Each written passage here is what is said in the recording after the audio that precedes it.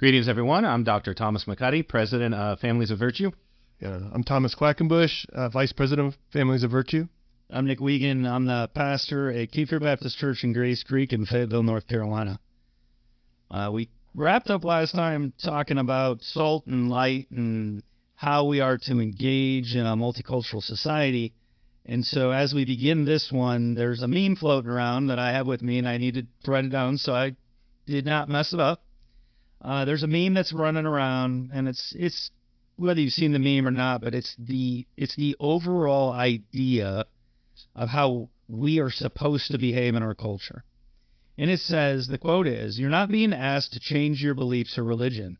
You're being asked to let people make their own decisions about their body, their religion, their love, and so on. It doesn't affect you. If you truly believe it is wrong, then let God judge them and worry about your judgment instead." And so as Christians who, don't want to just jump and scream like maniacs, how do we respond to this? Well, you know my initial, so it's worth getting it out there that I always tell people whenever anyone tells you you shouldn't judge, remind them that is itself a judgment. So it's a bit self-defeating. That meme was very judgy. Yes, I feel judged by the meme, but Okay. But the person whoever you're talking to is going to be like, who cares? Just stop. correct. Well, but it does help to think about it a little bit. I think so. it's important for us to realize it. Right. I don't know if that's a great response. But it does help us realize there's a little self-defeating nature. Now, dealing with the content in the meme, I think it's important. The whole idea, the central idea behind it is we're all individuals, and it has this idea that we're all disconnected, and I do what I do, you do what you do. Quit trying to make me do what you do. Like there's no reason to do that. One of the fundamental flaws to it is we live together in a society. Mm-hmm. We are interconnected. And even when somebody does something to themselves or with other people that does not directly touch me or impact me, hurt my bank account, whatever you want to throw in there, it's still, there's that example that's being out there where they're proclaiming this as good. And a society stands together saying, this is what we value, this is what is good, this is what is acceptable. And so that's why in a culture, again, if we as a culture want to promote respect, because that's kind of big on no matter kind of where you draw political lines, everybody's like, we should respect each other. Now, what does that mean? What does that respect look like? And so that's why if somebody is engaging in disrespectful behavior and says, well, this is just how I operate, I'm not disrespecting you, that doesn't matter, and I get to be however I want to, that disrespect not only is going on, but especially if that tips into the realm of injustice, mm-hmm. We as people, we are wrong to sit back and let injustice thrive, even if it doesn't touch my bank account, even if it doesn't affect my bottom line. We should be the kind of people who don't want to see injustice in the world. It's actually exceedingly selfish to say, well, that doesn't hurt me, so I'm going to let all this stuff go on.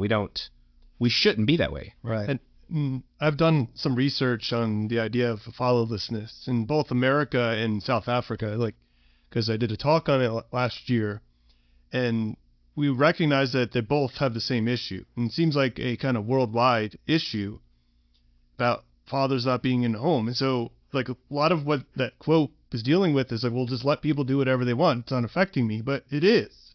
If you're a guy that just goes and, you have, there's no moral scruples in some sense, you can just knock somebody up and then leave them, I'm just doing whatever I want to do. What about that? That kid is going to be negatively, there's going to be some, the stats don't lie in that situation. The amount of people incarcerated and deal with all kinds of emotional and behavioral issues, a lot of them come from fatherless homes. Okay. All right. So that kind of goes into our idea and kind of piggybacks off of our last talk with biblical masculinity, when you were saying well, how do we influence our culture in this way? Well, that person doesn't want us to influence our culture at all. they're like, just do whatever you want to do, because there's no way of influencing the culture without having some sort of standard that we can all agree upon and work towards that goal. Okay. All right. So let's break this down. And I totally agree with you guys. When a nation or a country itself prides itself on certain liberties and certain freedoms, the first part of it is you're not being asked to change your beliefs or religion. So you're being asked to let people make their own decisions. So how do you approach the idea of religious liberty in a multicultural society? How does that actually tie in here? But I think this is why the meme is deceptive. We, particularly in America, we have religious liberty. You can be a Muslim, you can be a Hindu, you can be a Christian. We don't outlaw individual religions. You have that. Now, usually when this is used to say, quit speaking out against. So in the case like, I don't believe Islam is correct, or I don't believe Hinduism correct.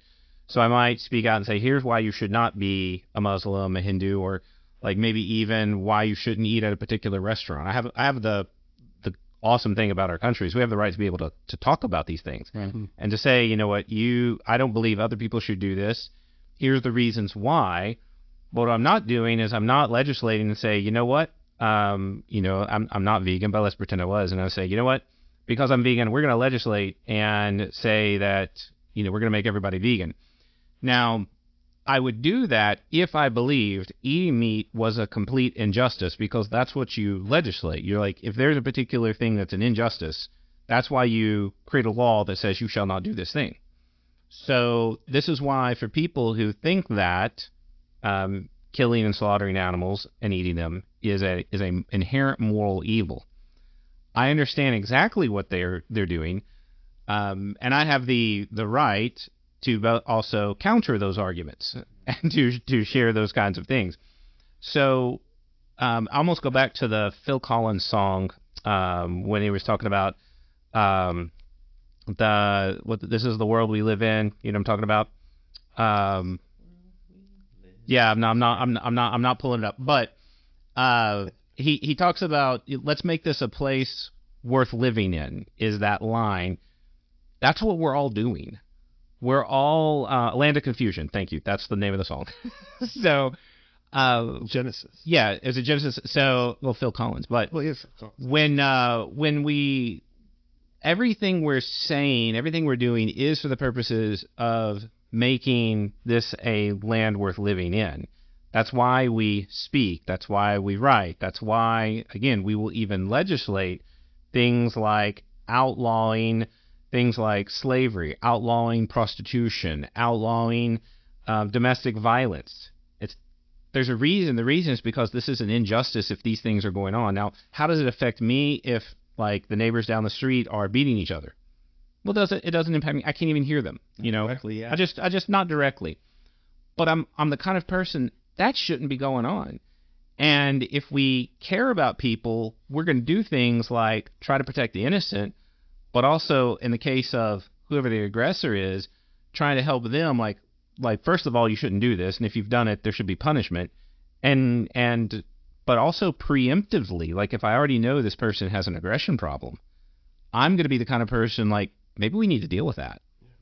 So again, I think this meme oversimplifies a very complex situation, and we need to determine what are those kinds of things that we should get involved. Where should we be? The whole idea of being an activist, like as people are activists because they're trying to make the world a better place, even when people disagree. But that's why we have dialogue. That's why we have discussion. And we should do it at least from a place that we care. Now, if somebody's doing it just because they're a control freak and they want to control other people, I'm with you on that. You shouldn't be doing that. But when it comes from a place of love and care for the common good, that's what it means to live in a society. Well, I mean, that's Jesus tells us, like, how does the world know that you're my disciple? You love one another. Like, he's talking to the church. Like, if we're not loving each other, and I'll like bring up an example in my own life. I had a friend who, like, I got a degree in apologetics, and part of the reason why I pursued this degree is I have a few friends back home that have really, they have PhDs and they weren't believers. And I wanted to have something to say that I can demonstrate Christianity is true. And a lot of that stuff I bring it up and we might have some arguments but really what won them over, and they're growing in their faith now, was the fact that when they were around me, they felt something different about being around me. And it was nothing that I intentionally was doing, but my family, my friend came down a couple months ago, and one of the comments that was kind of telling was that he told me, when I was at your house, I felt closer to God. And then when I came back home, I don't feel that same feeling. And you can go whatever you want to say about that, but to me was I wasn't, we weren't sitting around reading Bibles to him. We were just that virtue that was growing in my home was contagious, and he liked how we treated each other. He liked the dynamic of my home, and he equated that with our faith. So I've convinced him that there's something about what we believe that transcends all this distinctions in terms of because that's what they're trying to do. What about this? What about this? What about this? Well, as Christians, as Thomas was saying too, this idea of love, how if our motivation, and this is where we're going to reach somebody that has those types of ideas, if your motivation is stemming from a kind of pool of love rather than some sort of legal law, this is what I need to do, you have to do it this way, or that's in our church as well. But it's not really, no one wants to be told what to do by somebody that doesn't love them. They're not going to listen to you till they realize that you care about their well-being and that you actually genuinely care about them. So it has a lot to do, and we kind of reiterate. I think it's really important to reiterate that it's focusing on being before doing, and because we're reading that and we want to attack, we want to jump down their throat and point out every flaw in their argument. But you might win the argument in some sense, but you haven't won that person. So I think it's really important for us to have that focusing on being like Jesus before trying to do what he did in that way. Okay, so we're talking about the multicultural. We're talking about how to engage. You were talking about a conversation you had with a friend when he said he felt closer to God when he was in your home. I actually just had a conversation with someone the other day, and he said, I feel closer to God when I'm in nature and when I'm in community. And so I brought up Romans 1:19, and I read to him, I said, for what can be known about God is plain to them, because God has shown it to them. For his invisible attributes, namely his eternal power and divine nature, have been clearly perceived ever since the creation of the world in the things that have been made. Yep. And then it's good. Kind of the hard-hitting one that followed, which I was like, this is the part you're not going to like. I said, so they are without excuse. And so I think those things that are made are us, the community. And I think that's a good point as we show with that love. But one of the competing issues at hand, though, is the idea of what is morally acceptable versus what is not morally acceptable. And you do you, boo-boo, while I do me. Your truth, my truth. Your thing, my thing. What's not true for you is not true. So when we're coming from two totally different viewpoints on even what truth is, how do you actually engage in those conversations once you've at least gotten to the point where you can have the conversation? Well, and I think this is where, with kind of just what you mentioned, not only are God's invisible attributes seen through creation, we also get a sense by nature what is good and what is bad. So it provides a great starting point. It was actually the basis of American law, was the natural law. There's this aspect that things function according to nature. It's a nature given by God. So again, among Christians, we understand there's inherent connection. But even if you reject the concept of God, and this is why in a multicultural society, well, not everybody believes in God, I understand that, but we are all definitively subject to the same laws of nature.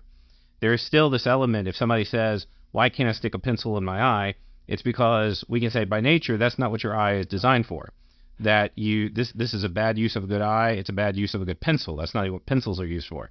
Now, if somebody wants to clean their ears out with a pencil, we might recognize, well, that's a good thing to do to your ear, but that's a bad instrument to use. So this is some of the basis on which we can really, from an objective standpoint, recognize what some of those moral bounds. So that's why, if somebody says, well, why can't I beat my wife? Well, because by nature, that's not what you're supposed to do to another human being. That we can say, this is not how relationships are supposed to work. So I'm going to push back a little bit. Okay. So you say by an objective standard, and I think that when we are coming from a particular background, that makes sense to us. Yet, through time and through cultures, even current cultures, well, I mean, the idea of beating your wife is morally acceptable with certain limits. So the rule of thumb, as long as it wasn't wider than, as long as the stick wasn't wider than your thumb, you could smack her around with it. Mm-hmm. And so, yeah, I absolutely agree. Do not misunderstand me. I'm not saying we should beat our wives, but you say it's an objective standard that it's not something we should do. Yet, it has been implemented across cultures, even within our own, and is still permitted throughout other parts of the world. Correct. So how is it objective in nature if there are such different views on it? Because having different views doesn't change whether or not something is objective. Kind of like when I give, as a simple example, if I was to give a math test and everybody gets different answers, that doesn't mean that there wasn't an answer to begin with. It doesn't mean that it can't be figured out. Doesn't mean it can't be found out. It would demonstrate that everybody in the room has a fundamental misunderstanding as to how to calculate. Okay. But that's because many times something's gone wrong. I would maintain that this is what happens when a culture has some sort of corruption. It's going to promote that. It's going to seem right. It's going to seem good because that's what you've grown up with. Mm-hmm.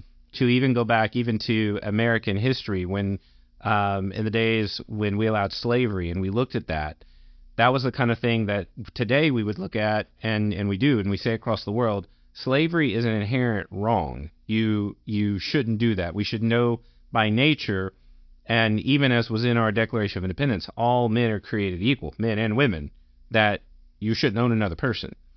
So we still have slavery in the world today, and we still have cultures that will promote it.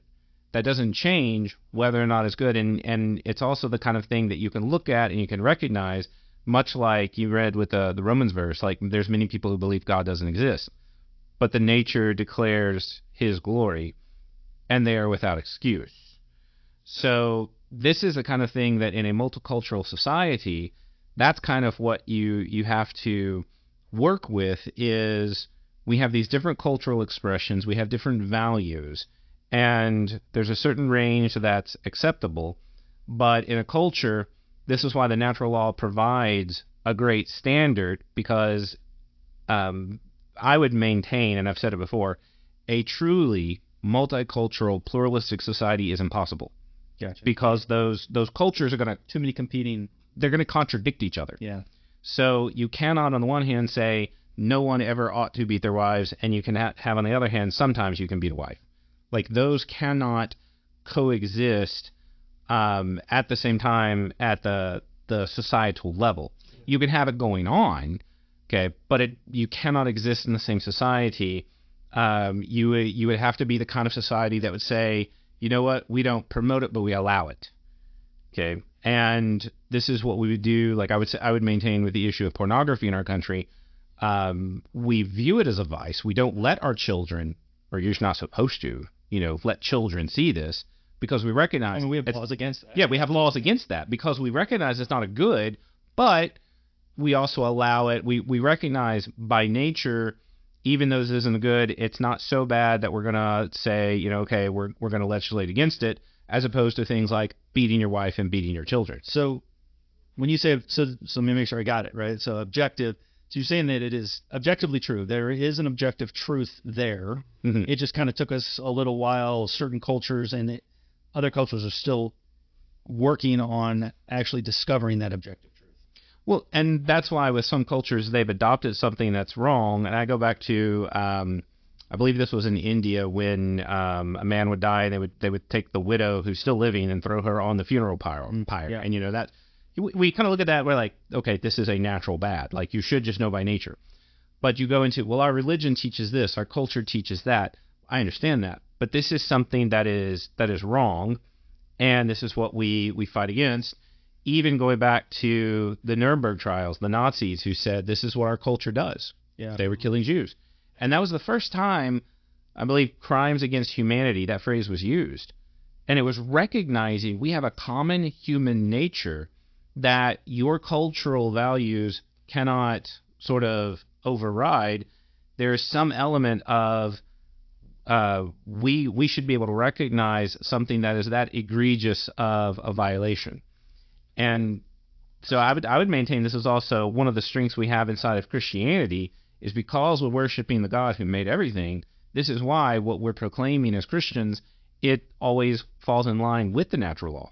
We're not violating that. And so that's, I think sometimes Christians wonder, how do we engage in the politics and the arena of ideas? I would maintain the natural law is our strongest avenue for doing that. I also think we confuse some objective, like this misunderstanding of objective truth with our preferences, like just being something that we prefer over something else. There's certain things that occurs, but there's certain things that it doesn't. Like there's no, we're talking about, say, we're beating our wives, or this is funny, we're just continuously talking about that. To be clear, we do not advocate doing this. No. So, like that sort of thing, or even the concept of, the idea of abortion. Somebody is pro-life, and then there's the pro-choice people. And if abortion is truly murder, like a selective abortion, you could choose to abort your child. If that is murder, then there is no debate. There is no sides in that. That's just absurd. There is no choice, because we wouldn't say that, just going down the street and murdering somebody is, I'm just pro killing people, and having that as your stance, and we recognize if this is what it is, so we can demonstrate, which I believe we have, just that our culture is so perverse at this point where we're allowing this atrocity to occur at this moment, hopefully. And that's our hope as Christians in the future, just like we overcame slavery, that we would overcome our desire to abort our children. So I'm gonna piggyback off of that one, since we're talking about this type of stuff. I want to reach back to one of our previous conversations.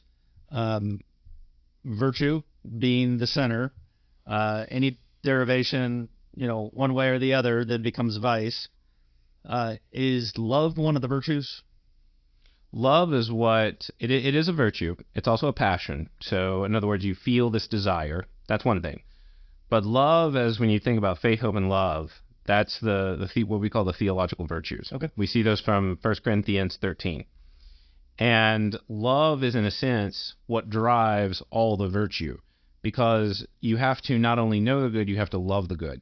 And this is why, in terms of Christian virtue, we would maintain without love, you can't truly be virtuous.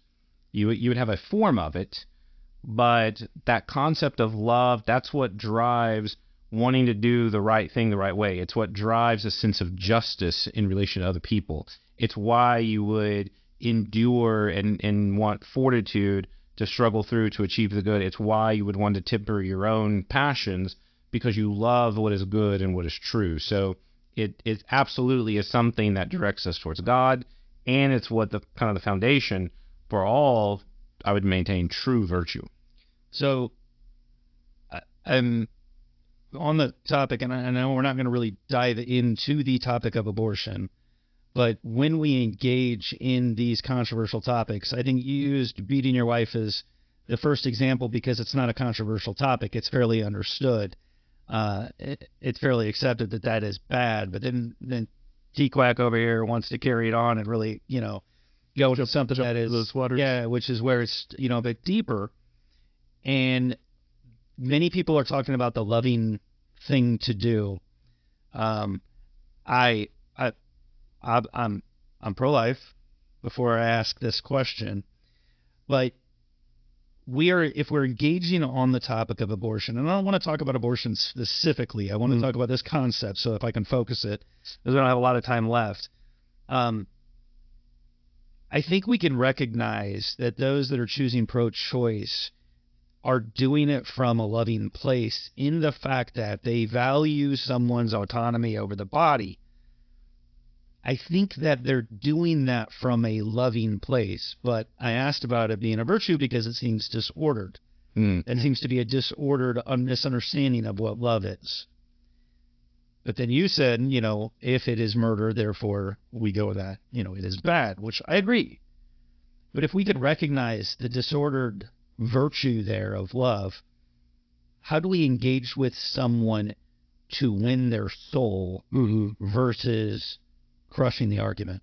Please don't get me wrong. I like crushing arguments, Right. but I much more prefer to win them. And I think with terms of abortion, we're speaking here on a Christian radio station, but also the idea is that a lot of people have these stances and they consider it loving. They also might have loved ones that have had abortions. They might have abortions themselves.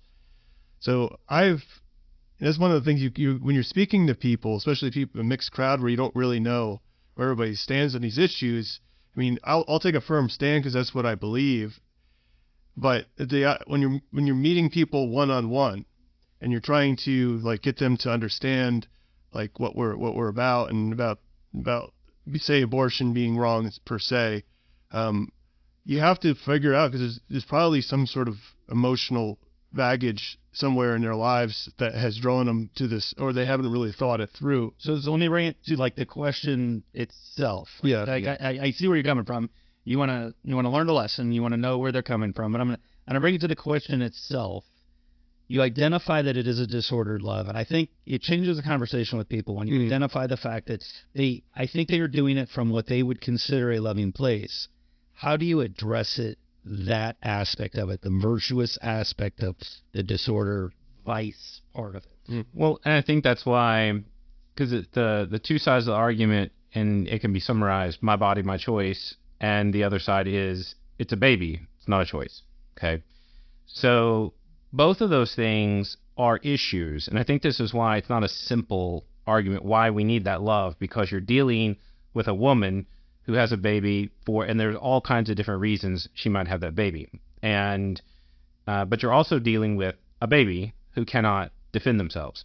And so there is this, in the aspect of justice, you have to love and desire the greatest good. So this is why we would do things like, when you're dealing, going back to a simple example of, with an abusive spouse, one option is not kill the spouse, okay? Because that's also not the loving thing to do. That's not how you handle a criminal in that regard.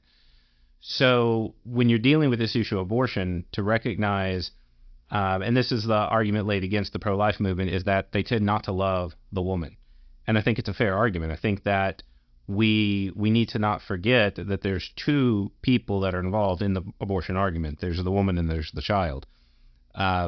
At least two. There can be more. But to recognize justice in a society should be justice for everybody. How do you help both mother and child? What kinds of things do you do? The reality is we shouldn't kill babies, and this is again what we kind of focus on. But and to hear the other side, they'll say, well, what do you do for the moms? What do you do for the women? And that's where it brings to the surface, and I would maintain many times as a church, we have not done enough for them.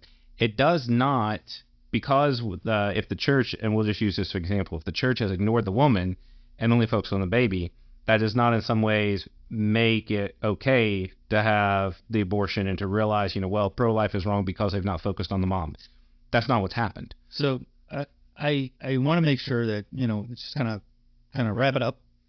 It almost sounds like there's two different ways to approach it. We approach the issue as a whole, because you guys were talking about abortion being wrong, but then approaching the individual and realizing that there's two people. It might be two different approaches to a very complex idea. So I want to thank you guys. This is another talk with Families of Virtue. I want to thank you guys for your time. I appreciate it. Thank you, sir. Thank you.